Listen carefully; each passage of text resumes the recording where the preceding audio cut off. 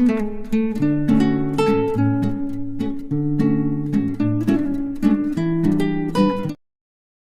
दोस्तों, स्वागत है एक बार फिर से आप सभी लोगों का सिविल वाला सक्सेस क्लासेस में। आज हम देखो जो सोशियोलॉजी का एक इम्पोर्टेंट टॉपिक देखने वाले हैं वो क्या है, रिलायबिलिटी एंड वैलिडिटी, जो कि सोशियोलॉजी की रिसर्च में काफी इंपॉर्टेंट हो जाता है। क्योंकि अगर कोई रिसर्च आपका रिलायबल नहीं होगा, वैलिड नहीं होगा, तो उसको आप एक जनरलाइजेशन थ्योरी नहीं बना सकते। तो कोई थ्योरी बनाने के लिए रिसर्च का आपका रिलायबल भी होना जरूरी है और वैलिड भी होना जरूरी है। इसलिए ये टॉपिक इंपॉर्टेंट हो जाता है सोशियोलॉजी में, क्योंकि सोशियोलॉजी में अक्सर सवाल उठते रहते हैं कि ये जो रिसर्च वगैरह है ये बायस्ड है, ओपिनियन है लोगों के, कोई सॉलिड डेटा नहीं है, रिपोर्ट नहीं है, फैक्ट नहीं है। तो ये ऐसे काफी जो कि क्रिटिसिज्म कई सारे जो कि सोशियोलॉजिस्ट होते हैं। तो इसलिए reliability and validity important topic है आपका सोशियोलॉजी के पर्सपेक्टिव से। और यूपीएससी इस पे जो कि पहले भी सवाल पूछ चुकी है 10 नंबर में, आगे भी पूछती रहेगी। ठीक है, तो ये 10 नंबर में ये क्वेश्चन ऐसे पूछे जाते हैं। चलिए हम लोग देख लेते हैं रिलायबिलिटी एंड वैलिडिटी पे। यहाँ पे मैंने अपना नोट्स ही आपको शेयर किया है, क्या देख लो। जैसे ये वैलिडिटी एंड रिलायबिलिटी का एक इंट्रो है, role of reliability, role of validity. और इसके बाद में साथ ही एक और जो कि यहाँ पे आर्ग्यूमेंट आता है, जो क्वेश्चन यूपीएससी पूछ सकती है कि अगर डेटा रिलायबल है बट वैलिड नहीं है तो क्या हो सकता है ऐसे सिचुएशन में। और अगर एक दूसरा पहलू ये भी हो सकता है कि अगर डेटा वैलिड है बट रिलायबल नहीं है तो ऐसे सिचुएशन में क्या होगा, कैसे सोशियोलॉजी का रिसर्च आगे बढ़ेगा। ये भी दो एस्पेक्ट है, वो यहाँ पे हम लोग देखेंगे, साथ में एक कंक्लूजन भी है।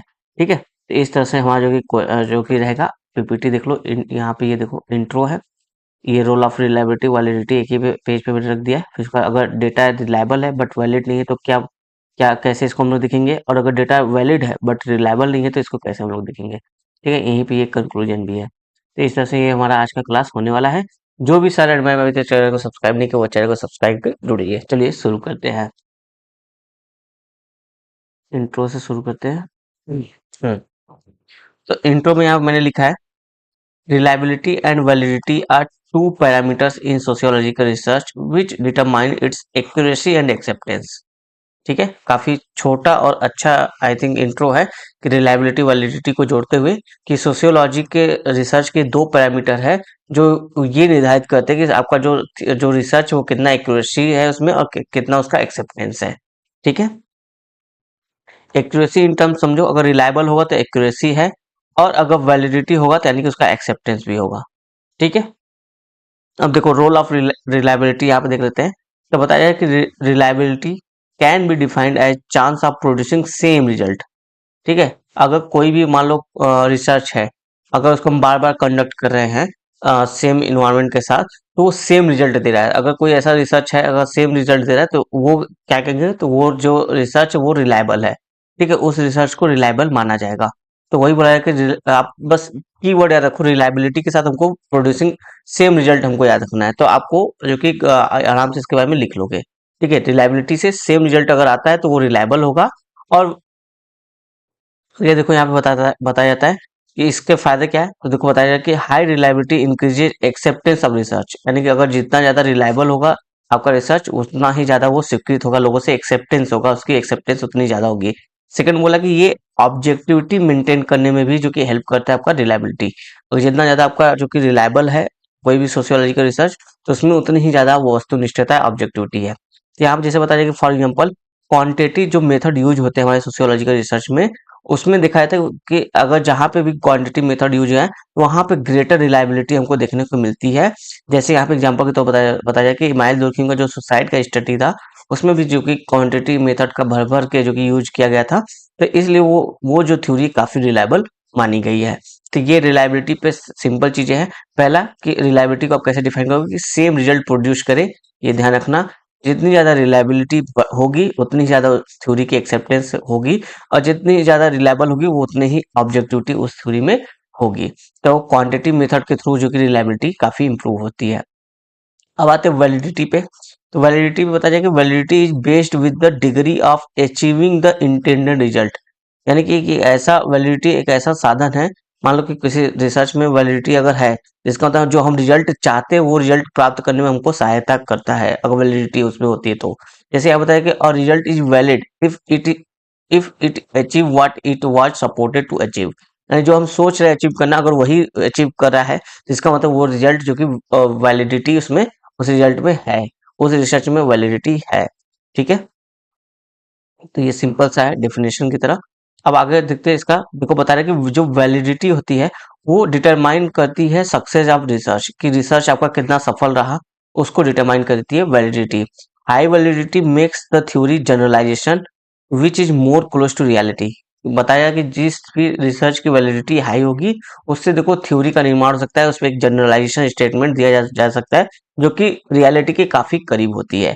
जैसे यहाँ पे एक और पॉइंट बताया कि जो एथनोग्राफी रियलिटी है उससे देखो वैलिडिटी इंप्रूव हो सकती है, क्योंकि एथनोग्राफी जो स्टडी होती है वो लोगों के बीच में जाके पूछी जाती है, उनसे उनके इंटेंट को जानने की कोशिश की जाती है किसी भी सोशल एक्शन के, कि उनके इंटेंट क्या होते हैं, उसके पीछे मोटिव क्या होते हैं।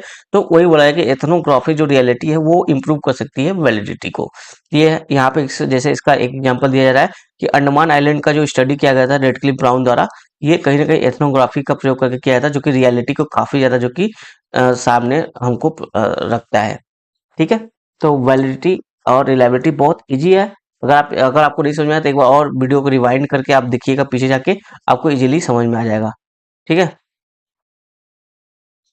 एक सेकंड इसको मैं इरेज कर देता हूँ। एक बार फिर से मैं आपको मोटा मोटा समझा दे रहा हूँ दोनों में मेजर मेजर अंतर क्या है। जैसे यहाँ पे देखो बताया जा रहा है कि जो आपका रिलायबिलिटी है, ठीक है, ये अगर सेम रिजल्ट प्रोड्यूस करता है किसी रिसर्च का, मान लो कोई एक रिसर्च का एक रिजल्ट है, वो बार बार वही रिजल्ट दे रहा है, तो वो आपका रिसर्च रिलायबल है। ठीक है, अब वैलिडिटी कब होगी? अगर जो हम रिजल्ट सोच रहे हैं वही रिजल्ट आ रहा है रिसर्च करने पे बार बार, तो वो रिसर्च वैलिड है। ठीक है, वैलिडिटी जो होता है वो आपके जो रिसर्च का सक्सेस को डिटरमाइन करता है, जबकि जो रिलायबिलिटी होता है वो एक्सेप्टेंस को डिटरमाइन करता है और उससे ऑब्जेक्टिविटी को भी जो कि डिटरमाइन करता है आपका रिलायबिलिटी। तो ये मेजर आप 3-4 की पॉइंट ध्यान रखेंगे तो आप आराम से इस पे लिख लेंगे। ठीक है, और ये जो एग्जाम्पल ये लिखना मत भूलना, यहाँ पे माइल दुर्खिम का, यहाँ पे रेडक्लिफ ब्राउन का। ठीक है, एग्जाम्पल लिखोगे तो नंबर मिलेंगे। अब जैसे यहाँ पे एलन ब्रायमन को मैंने कोट कर दिया है। ये देखो 4 टाइप के वैलिडिटी को जो कि डिस्क्राइब करते हैं, internal, external, ecological and measurement वाले वैलिडिटी। तो ज्यादा डीप में नहीं है ना, बस अगर आपके पास नहीं समझाना कुछ ये पॉइंट याद है तो ये कोट करना, थोड़ा सा डाइवर्सिफाई आपका आंसर लगेगा। ठीक है, अब आते हैं मेन पॉइंट पे कि अगर मान लो कोई डेटा है वो रिलायबल है बट वैलिड नहीं है, ठीक है, तब क्या कैसे इसको देखेंगे? तो देखो यहाँ बताया कि then it may have limited use. अगर कोई डेटा है जो कि रिलायबल है लेकिन वैलिडिटी उसकी नहीं है, तो इसका क्या लिमिटेड यूज होगा। We can make general statement about the world. ठीक है, हम जो कि जो भी दुनिया में चीजें होने करते हैं उसके बारे में एक जनरल स्टेटमेंट बना सकते हैं, बता सकते हैं, पर जरूरी नहीं कि वो पूरी तरह से सही हो या पूरी तरह से अप्लाई हो, बस एक जनरल स्टेटमेंट हो सकता है। जैसे एक एग्जांपल लो कि मैं कहूँ कि हाँ, जो आपका अनएम्प्लॉयमेंट है, ठीक है, उसका एक कारण हो सकता है गरीबी, क्योंकि देखो लोग गरीब है तो अच्छी शिक्षा नहीं ले पा रहे, अच्छा हेल्थ नहीं ले पा रहे, तो उसकी वजह से जो कि उनकी अनएम्प्लॉयमेंट साइकिल जो कि चलती जा रही है। तो ये एक फैक्ट हो सकता है किसी एक पर्टिकुलर सोसाइटी के लिए, जरूरी किसी एक जगह के लिए, जरूरी नहीं कि ये सभी प्रकार के अनएम्प्लॉयमेंट का यही कारण हो, नहीं, और कुछ कारण भी हो सकता है। तो ये इसी तरह से हम बताया कि अगर कोई डेटा रिलायबल है बट वैलिडिटी नहीं है, तो इसका मतलब इस पे आप जनरल स्टेटमेंट तो बना सकते हैं, बट वो जो कि जरूरी नहीं कि सभी सोसाइटी पे जो कि अप्लाई हो। ठीक है, जैसे हम पता चले वही अनएम्प्लॉयमेंट का, for example unemployment cause may be different for different society. ठीक है, अलग अलग सोसाइटी के लिए अनएम्प्लॉयमेंट का जो कारण वो अलग अलग हो सकता है। चलो अब सेकंड देख लेते हैं, if data is valid but not reliable. यहाँ कहने का मतलब कि अगर आपका डेटा वैलिड है लेकिन रिलायबल नहीं है, तो यहाँ बोला है कि अगर ऐसा है सिचुएशन तो आप जनरल स्टेटमेंट नहीं बना सकते, क्योंकि देखो अगर आपका डेटा रिलायबल नहीं है तो इसका मतलब कि आपको जो रिजल्ट चाहिए वो रिजल्ट तो आ नहीं रहा है, बार बार रिसर्च करने पर अलग अलग रिजल्ट आ रहा है। ठीक है, कुछ ना कुछ रिजल्ट में कमियां आ रही है, कुछ ऊपर नीचे आ रहा है। तो आप जब आप रिजल्ट आपका एक जैसा नहीं आ रहा है, हमेशा उसमें कुछ ना कुछ अंतर आ रहा है, तो आप जनरल स्टेटमेंट कैसे बना सकते? तो वही बात कर रहा है कि अगर आपका डेटा भले वैलिड हो लेकिन रिलायबल नहीं है, तो आप जनरल स्टेटमेंट भी नहीं बना सकते वर्ल्ड में किसी भी टॉपिक के बारे में। जैसे यहाँ बताइए कि अगर one kind of unemployment data does not necessary to apply all employment people. जरूरी नहीं, यहाँ पे वही बोला जा रहा है कि उदाहरण से समझाया जा रहा है कि एक तरह का एम्प्लॉयमेंट डेटा है अनएम्प्लॉयमेंट का, मेरे पास एक डेटा है कि इस कारण से अनएम्प्लॉयमेंट है, तो जरूरी नहीं कि जितने भी लोग अनएम्प्लॉयमेंट हो उसी कारण से जो कि अनएम्प्लॉयमेंट हो, उनका अलग अलग कारण हो सकता है, राइट। इसीलिए बोला जा रहा है कि if data is valid but not reliable, तो आप जनरल स्टेटमेंट नहीं बना सकते। अब देखो यहाँ पे बात आ रही कंक्लूजन की थोड़ी सी। तो बोला है कि quantity method are seen to provide greater reliability. बोला जाए कि जो क्वांटिटी मेथड है उसके द्वारा दिखाया था कि ग्रेटर रिलायबिलिटी हमको देखने को मिलती है। where is supporter of qualitative method often argue that quantitative method have lack of validity because of lack of depth to describe actually meaning and motive of social action।